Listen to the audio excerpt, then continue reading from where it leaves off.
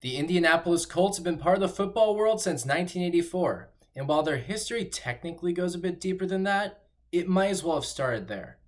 Hi, I'm Harrison, and welcome to Awkward Sports History. Let's get started on this week's topic, the awkward history of the Baltimore Colts. Oh, before we get started, don't forget to hit like and subscribe down below.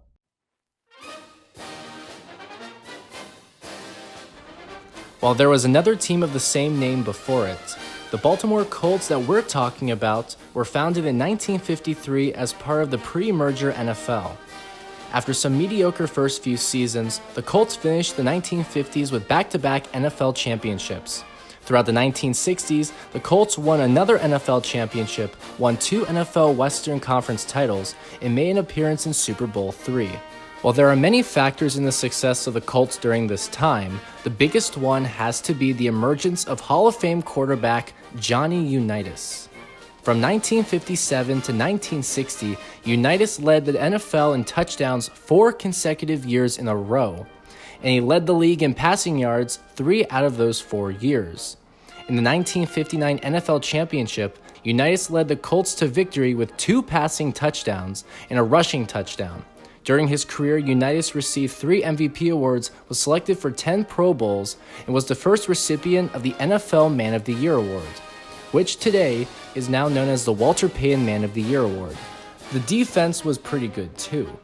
In 3 of their 4 NFL championship appearances, the Colts defense allowed, wait for it, 17 points or less. You heard me. The defense was able to continue to back Unitas into his later years and help the Colts win Super Bowl V in 1970. Just a quick fun fact, the defense gave up exactly 16 points in both of Baltimore's Super Bowl appearances. And I don't care what era you play in, this is pretty impressive and you can't deny that.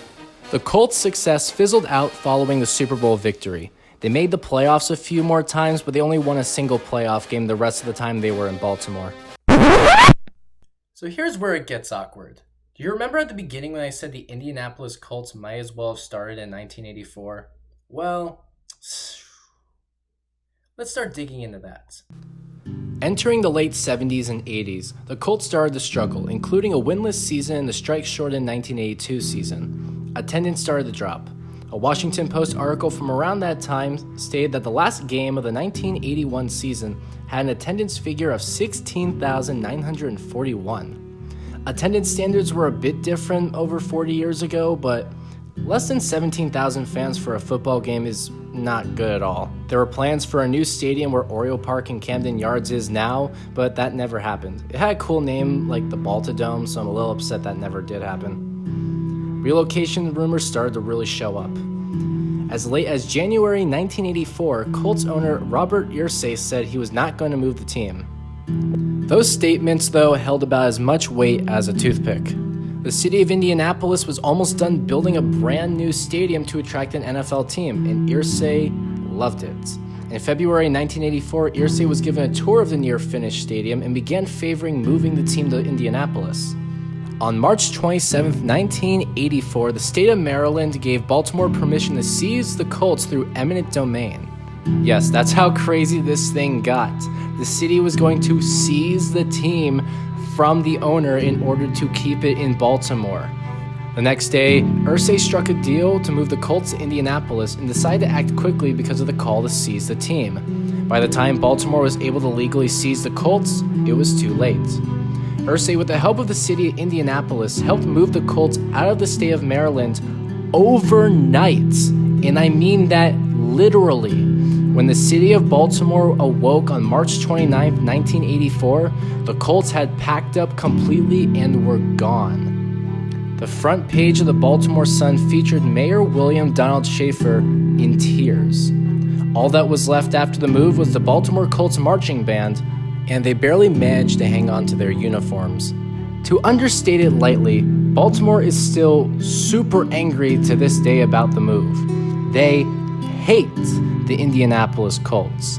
Johnny Unitas went to the point to cut all ties with the Colts after the move and strictly referred to himself as a Baltimore Colt for the rest of his life because he wanted to pledge allegiance to the city of Baltimore over the team itself. The Baltimore Colts Wikipedia page even has a section labeled Baltimore Colts versus Indianapolis Colts because the divide between the two parts of that history is that deep. The Indianapolis Colts really don't acknowledge the Baltimore era at all, and the Baltimore Ravens have been the ones who've taken on recognizing the Baltimore Colts history. Baltimore Colts players are actually in the Ravens Ring of Honor, despite the team being considered a completely different franchise from the Baltimore Colts. Oh, and the city of Baltimore also has the Super Bowl V trophy because they won it in court. The old Baltimore Colts marching band actually stuck around long enough to become the Baltimore Marching Ravens. There's actually a 30 for 30 on them, and I recommend you check it out. If you want to get an idea of how angry the city of Baltimore still is, here's a clip from WMAR Channel 2 in Baltimore looking at the anniversary of the move in 2011.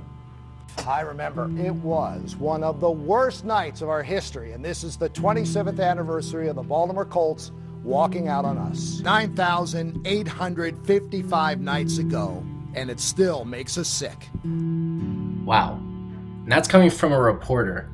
I mean, it just goes to show how deep these feelings go within the city. A few years ago, I went to the city of Baltimore myself for a youth group convention, and I got to meet some kids from the local area. And while they personally are Ravens fans themselves, I mean, it makes sense. They grew up with this team. They were born after 1996. The generations before them are all still very much Baltimore Colts fans at heart. And after doing a lot of research for this video, all I can say is that even if there was some really bad attendance towards the end, I can no way, in any way, shape, or form say that the city of Baltimore gave up on the Colts.